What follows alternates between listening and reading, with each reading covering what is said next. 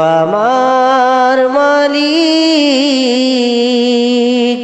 তোমার উপমা তুমি একা। দিয়েছ নদীতে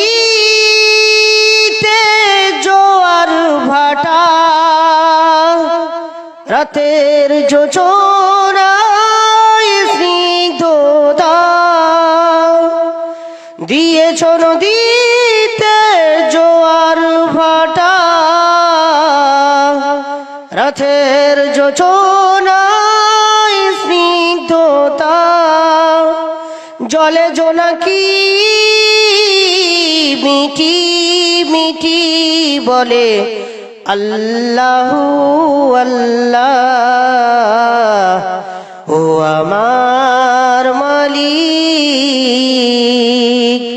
তোমার উপমা তুমি একা। প্রথম জগতের নাম আলামে আরওয়াহ, দ্বিতীয় জগতের নাম মায়ের পেট, আলামে আজসাম। মায়ের পেট জগতে যখন আমি ওই আলামে আরওয়াহ থেকে এলাম, দেখুন আল্লাহ পাক সুবহানাহু ওয়া তাআলার গুরুত্ব, ভূমিকা কত বড়, কত বড় দয়া মহান রব্বুল আলামিন আমাদের মানব জাতির জন্য করেছেন। আমি যে ফুলকপি খাই, আমার স্ত্রী সেই ফুলকপি খায়। আপনি যেই টমেটো খান, আপনার স্ত্রী সেই টমেটো খায়। আপনি যা খাদ্য একই সঙ্গে একই হাঁড়িতে রান্না হচ্ছে, যতটা তেল, যতটা লবণ, যতটা মশলা আপনার জন্য রান্না হচ্ছে, ততটাই আপনার স্ত্রীর জন্য রান্না হচ্ছে। দুইজনই একই রান্না করা জিনিস খেলেন, আপনার রক্ত থেকে শুক্রাণু তৈরি হলো, আপনার স্ত্রী সেই খাদ্য থেকে রক্ত পেল, রক্ত থেকে ডিম্বাণু তৈরি হলো, ডিম্বাণু শুক্রাণু ডিম্বাণু এক জায়গায় হলো, আমার দেহের তৈরি হলো। আপনিও সেই দেহ পেয়েছেন, সেও সেই দেহ পেয়েছে, সভাপতি সাহেবও সেই দেহ নিয়ে আজকে এই স্টেজে বসে আছেন। আমি আপনি সবাই সেই শুক্রাণু ডিম্বাণু থেকে যেই দেহ পেলাম। যখন 440 41-এ প্রথমে গোস্তের রক্ত, দ্বিতীয় 40-এ রক্তের ঢিমা অর্থাৎ গোস্ত লুৎফা, তৃতীয় লুৎফা মাংস একটা আকৃতি, চতুর্থ 40-এ 440-এ আমার একটা মোটামুটি দেহর আকৃতি হলো। রব্বুল আলামিনের পক্ষ থেকে ফেরেশতা এসে আমার সমস্ত তাকদীর সেইখানে লেখা হয়ে গেছে। কোন তারিখে, কোন সময়ে, কোথায়, কোন প্লেসে আমার মৃত্যু হবে, এই কথাগুলো কটা ইম্পর্টেন্ট কথা সেইখানে লেখা হয়ে গেছে। আমার মায়ের পেট যখন আমি 440 আমার মায়ের পেটে আত্মা এলো, ওই যে আলামে আরওয়াহ জগৎ থেকে ধুলোবানি কণা থেকে এসে পার্থিব জগতে মায়ের পেটে এলো। এই মায়ের পেট যখন আমি একটু নড়ে উঠলাম, আপনি যখন নড়ে উঠেছিলেন, সেই সময় মা জননী বুঝতে পেরেছিল আমার পেটে যে বাবুটা আছে, আমার পেটে যে সন্তানটা আছে, ছেলে না মেয়ে আমার জানবার ক্ষমতা মহান রব্বুল আলামিন দেননি। ছেলে না মেয়ে আমি জানতে পারি না, অতঃপর মনে হয়েছে জান পেয়েছে, এখন যেন নড়ে উঠেছে। মা জননী খুশি হয়ে গিয়ে তার মাকে বলে, মা জননী খুশি হয়ে গিয়ে তার স্বামীকে বলে, আমার পেটে যে বাচ্চা আছে সে নড়াচড়া করছে, আদর করে, স্নেহ করে, এখনো সে তার মুখ দেখতে পাইনি। আমি আপনাকে বুঝাতে চাইছি, রব্বুল আলামিন সেই দিন আমাকে এত গুরুত্বপূর্ণ জায়গায় এত সুন্দরভাবে লালন পালন করলো, ছোট থেকে বড় করলো। কতগুলো পর্দা দিয়ে একটা মানুষের বাচ্চাকে মহান রব্বুল আলামিন থেকে রাখেন। আপনারা পার্থিব জগতের গরু ছাগলের বাচ্চাগুলোকে দেখে লক্ষ্য করতে পারবেন, যতক্ষণ না সে মায়ের পেট থেকে বের হচ্ছে বোঝা যায় না তার পর্দাগুলো কেমন ভাবে তাকে এড়ে নিয়ে রেখেছে, তাকে মুড়িয়ে রেখেছে। কোথায় তখন নাকের দিক দিয়ে ফুটো নাই, কখন নাকের দিয়ে ফুটো থাকলেও নাক দিয়ে শ্বাস ঢুকে না। আমার আল্লাহ পাক সুবহানাহু ওয়া তাআলা বলেন, ও পৃথিবীর মানুষ, তুমি যদি খুঁজতে যাও আমার নিয়ামতগুলো, যদি তুমি গুনতে যাও, লা তাহসুহু, তুমি কিছুতেই গুনতে পারবে না। মায়ের পেট থেকে নিয়ে তুমি আখিরি কিয়ামত পর্যন্ত, দুনিয়াবির শেষ পর্যন্ত যতগুলো নিয়ামত আমি তোমাকে দান করেছিলাম, একটার পর একটা যদি তুমি গুনতে চাও, একটার পর একটা যদি তুমি গুনার চেষ্টা করো, তুমি পাগল হয়ে যাবে। তুমি আমার নিয়ামত গুনে শেষ করতে পারবে না। বলুন সুবহানাল্লাহ। প্রথম স্টেশন আলামে আরওয়াহ, দ্বিতীয় স্টেশন আলামে আজসাম মায়ের পেট, তৃতীয় স্টেশন আলামে দুনিয়া। যত ভেজাল এখানে, যত সমস্যা এখানে, এটা হলো ফাইনাল এক্সাম। টেস্ট হয় না, পরীক্ষার আগে টেস্ট, এই সবগুলো টেস্ট হয়ে এলো। ফাইনাল এক্সাম হচ্ছে এখানে। এখানে যেমন করবেন তেমন ফল পরের স্টেপ গুলোতে পাবেন। তৃতীয় নম্বর জগৎ, তৃতীয় নম্বর স্টেশন হলো দুনিয়া।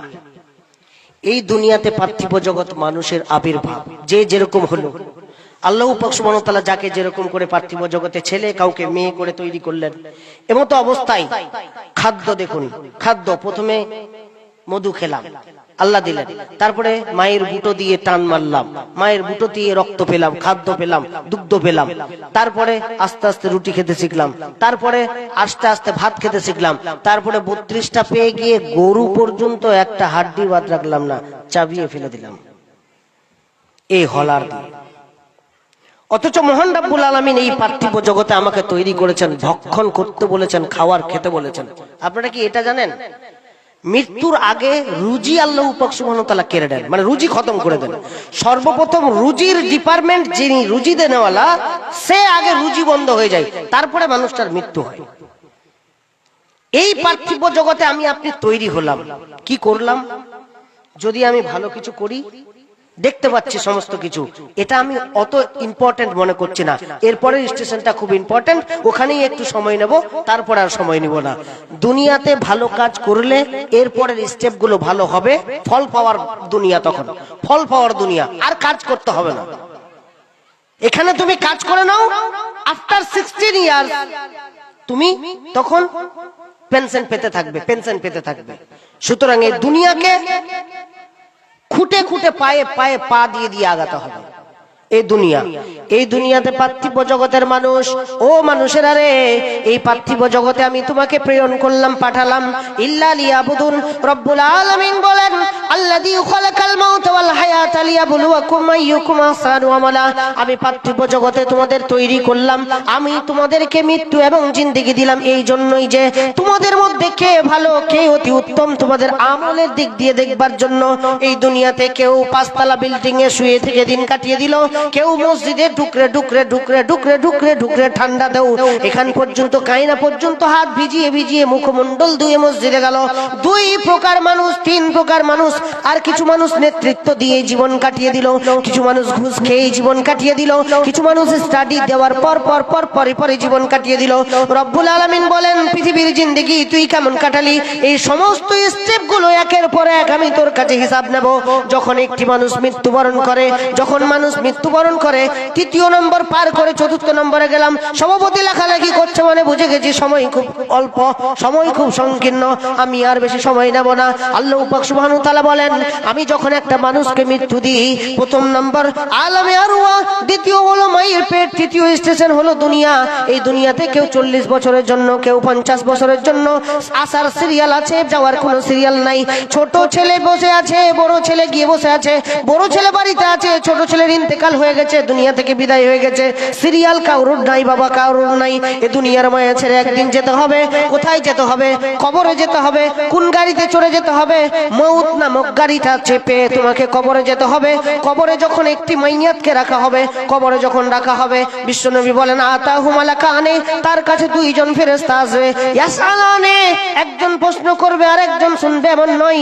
যোগ্যতম সভাপতি সাহেবরা আছে, ইয়াসালানে শব্দ বলা হয়েছে, 2 জনই কোশ্চেন করবে, 2 জনই প্রশ্ন চালাবে। প্রশ্নগুলো হবে, মান রব্বুকা মা দীনুকা ওয়া মান নাবিয়ুকা, তোমার রব কে, তোমার দিন কি ছিল, তোমার নবী কি, তোমার নবীর নাম কি, তুমি কার উম্মত, তোমার নেতার নাম কি। তুমি যদি এখন এই নেতৃত্বের জন্য মারামারি করে নিজের জান কবজ করে দিয়ে থাকো, নিজের জান যদি শহীদ করে দিয়ে থাকো, এই নেতৃত্বর নাম বলে সেই দিন কবরে পরিত্রাণ পাওয়া যাবে না। সেই দিন নেতৃত্বর নাম বলতে হবে। পার্থিব জগতে তুমি যার সঙ্গে থেকে যত কিছু করেছো, যার সঙ্গে থেকে যার জন্য কুরবানি হয়েছো, আজকে ভোটের লড়াই চলছে, রাজনীতির লড়াই চলছে, মৃত্যু হচ্ছে মুসলমানের, মার খাচ্ছে মুসলমানেরা, লড়াই করছে মুসলমানেরা, ভাইয়ে ভাইয়ে আজকে এমন রাজনীতির প্ল্যাটফর্ম হয়েছে, ভাইয়ে ভাইয়ে মিল নাই। এই শয়তানেরা, দুষ্ট দুরাচারেরা আমাদের সকলকে নিজেদের মধ্যে লড়াই লাগিয়ে দিয়ে ওয়াকফ নামের আন্দোলনে অথবা ওবিসির নামে আন্দোলনে, সমস্ত আন্দোলনে আমাদের মতো করে আমাদের জায়গায় আমাদের সমস্ত কিছু প্রপার্টিগুলোকে তারা নিজেদের মধ্যে নিজেদের স্বার্থে ব্যবহার করার চেষ্টা করছে। অতঃপর আমরা আজকে মুসলমানরা বুঝতে পারি না। এই মুসলমানেরা দিকে দিকে দিকে দিকে আমরা এই লড়াইয়ের জন্য, এই সাময়িক রাজনীতি লড়াইয়ের জন্য ভাই ভাইকে চিনে না, বাপ বাপকে চিনে না। কিছু কিছু মানুষ তো মসজিদ নিয়ে রাজনীতি শুরু করেছে। প্রথমে মসজিদ বানাবে ঘোষণা দিচ্ছে, এখনো পর্যন্ত মসজিদ হয় না। আমি তারপরেও মেনে নিলাম, তারপরেও বুঝে নিলাম ইয়াকুলু ইন্নামা আমালু বিন্নিয়াত। নবীজি আমার বলেন সকল কাজের নিয়তের উপরেই সকল কাজের অটুট হয়। তামাম কামু কাদারু মাদার নিয়াত পার হয়। তার নিয়ত যদি সঠিক হয় তার কাজের জাজাত বদলা সেই পাবে, জাজবাত অথবা বদলা সেই পাবে। আল্লাহ পাক সুবহানাহু ওয়া তাআলা তার নিয়ত বেশি বেশি করে বুঝেন। আমি সেই কথা বলতে চাইনি। রব্বুল আলামিন এই পৃথিবীর মায়া ছেড়ে যখন কবর থেকে আমরা সকলে, যখন আমরা দুনিয়া থেকে কবরে পাড়ি দিব, রব্বুল আলামিন বলেন এই কবরে আনি নিয়ে এসে তিনটা প্রশ্ন করব। এই তিনটা প্রশ্নের উত্তর যদি সেই ব্যক্তি দিয়ে দেয়, হাফেজ সাহেব দিয়ে দেয়, বক্তা সাহেব দিয়ে দেয়, সভাপতি সাহেব দিয়ে দেয়, যোগ্যতম চট্টগ্রামের ইমাম সাহেব দিয়ে দেয়, আমি তার নফসটাকে, আমি তার আত্মাটাকে ইল্লিনে রেখে জান্নাতের জান্নাতি হাওয়া পাওয়ার ব্যবস্থা করে দিব। বলুন সুবহানাল্লাহ। ইল্লিন দুটো জায়গায় রাখবে মৃত্যুর পর, দুটো স্থান, এক ইল্লিন এক সিজ্জিদ। এক ইল্লিন মানে এমন একটা ব্যবস্থাপনা যেখানে নিয়মিত জান্নাতের সঙ্গে আপনার কবর গর্ত, কবর ঘর সেট হয়ে থাকবে, তবে জান্নাত নয়। সিজ্জিন জাহান্নামের সঙ্গে সেট হয়ে যাওয়া এমন একটা ঘর, যেই ঘর জাহান্নাম নয়, তবে শাস্তি হয়। যে ব্যক্তি জান্নাতি, যাকে ইল্লিনে রাখা হয়েছে, যেদিন সিংগাই ফুৎকার দেবেন, কে? ইসরাফিল ফুৎকার দেবেন, সেই দিন উঠবে আর পশ্চিম দিকে দৌড়বে আর বলবে এ তো আমি কিছুক্ষণ আগে ঘুমালাম, কে জাগালো আমাকে, কে জাগালো? অথচ 100 বছর ওর মৃত্যু হয়ে গেছে। বলুন সুবহানাল্লাহ। তাহলে আপনাকে কোন জায়গায় থাকতে হবে, কিভাবে করতে হবে? কবর হলো আর জাস্ট 2 মিনিট কবর। আমার তো 7:10, আমাকে তো পরে দেওয়া হয়েছিল, একটু বাড়ানো যাবে না সময়? হ্যাঁ, তো প্রথম ছিল, তারপরে কবর। কবর থেকে পাড়ি দিয়ে আপনাকে যেতে হবে ইয়াউমুল কিয়ামা, কিয়ামতের মাঠ, যেদিন কেউ কারোর দিকে দেখবে না। আমার আয়েশা সুযোগ পেয়ে একদিন, আয়েশা রাদিয়াল্লাহু আনহা নবীজির স্ত্রী, একদিন খন্দনেরত। এমন সময় হুজুর পাক সাল্লাল্লাহু আলাইহি সাল্লাম আয়েশা, প্রিয় স্ত্রী আয়েশার দিকে তাকিয়ে বলছেন, স্ত্রী তুমি কাঁদছো কেন? কেউ তোমাকে বকেছে নাকি? কারোর দ্বারা কোনো কষ্ট পেয়েছো নাকি? আয়েশা দেখছেন এই সুযোগে সদ্ব্যবহার। আমার নবীকে জিজ্ঞেস করেনি কিয়ামতের মাঠে যেই দিন কেউ কাউকে দেখবে, যেদিন কারোর কোনো পোশাক থাকবে না, সেই দিন তো সবাই নিজের ইজ্জত, এর ইজ্জত ও দেখবে, ওর ইজ্জতেই দেখবে। এমত অবস্থায় আমার নবীজি কি বলে আমি একটু শুনে নি। আমার নবীজিকে বলছে, নবীজি গো, আমি কিয়ামতের মাঠে যখন উপস্থিত হব সবাই উলঙ্গ থাকবে, সেই সময় কি আপনি যদি আমি কন্দনেরত হই, সেই দিনে যদি আমি কোনো ঝামেলাই পড়ি, সেই দিনে যদি আমি জাহান্নামের দিকে এগিয়ে চলি, আমার এই কন্দনের দিকে কি আপনি লক্ষ্য করবেন? আমার কন্দনের জন্য কি আপনি করবেন? আমার কিছু আল্লাহ পাক সুবহানাহু ওয়া তাআলার নবী বললেন, 3টি জায়গা এমন যেখানে কেউ কাউকে মনে রাখবে না। 3টি জায়গা এমন জায়গা যেখানে কেউ কাউকে মনে রাখবে না। একটা হলো হাসরের ময়দান, যখন নামায় আমল দেওয়া হবে। আল্লাহ পাক সুবহানাহু ওয়া তাআলা বলেন, ফাম্মা মান উতিয়া কিতাবাহু বিয়ামিনিহি, পরের আয়াতে দুটো কথা বাদ দিয়ে পরের আয়াতে ওয়াম্মা মান উতিয়া কিতাবাহু বিসিমালিহি ফায়াকুলু লাম উতা কিতাবিয়া, যখন কারোর ডান হাতে বাম হাতে আমলনামা দেওয়া হবে, সেই বলবে আমি আমার হিসাবের সঙ্গে একমত নই, আমি আমার হিসাব পাইনি, আমার হিসাব পাইনি। সে গোপন করবার চেষ্টা করবে, কেউ ডান হাতে পাবে, কেউ বাম হাতে পাবে, তখন ত্রাহি ত্রাহি করবে, নাফসি নাফসি করবে। এরই নাম কিয়ামত। রব্বুল আলামিন সেই দিন সকলের নামায়ে আমল, অর্থাৎ জান্নাতি সার্টিফিকেট, অর্থাৎ জান্নাত জাহান্নাম সার্টিফিকেট নিজের নিজের হাতে ধরিয়ে দেবেন। জান্নাতে যাবে অথবা জাহান্নামে যাবে। বাড়ানো ঠিক হবে না, অন্যথা সভাপতিকে অবমাননা করা হবে। সভাপতিকে অবমাননা করাও ঠিক নয়। সব দিক ঝামেলা বক্তাদের বর্তমানে পরিস্থিতিতে। সভাপতি বক্তা কাজিয়ে লেগেছে, কে বলছে মেলা বসবে, কে বলছে মেলা বসবে না, ভেজালের শেষ নেই। তো যাই বা হোক, আমি ওদিক যাব না। কথা হচ্ছিল, লাস্টে গুনিয়ে দিই, আমরা এসেছি আলামে আরওয়া থেকে, মায়ের পেটে এলাম, সবাই পাড়ি দিয়েছি, এখন দুনিয়াতে আছি। দুনিয়াতে যে কর্ম করব এরপরে শুধু ফল পাওয়ার আশা। কবর থেকে জাকামদানি শুরু হয়ে যাবে, কবর থেকেই ফল পাওয়া শুরু হয়ে যাবে। কবরে কিছু ফল পাবো, কিয়ামতের মাঠে কিছু ফল পাবো, তারপরে জাহান্নামে ফল পাবো।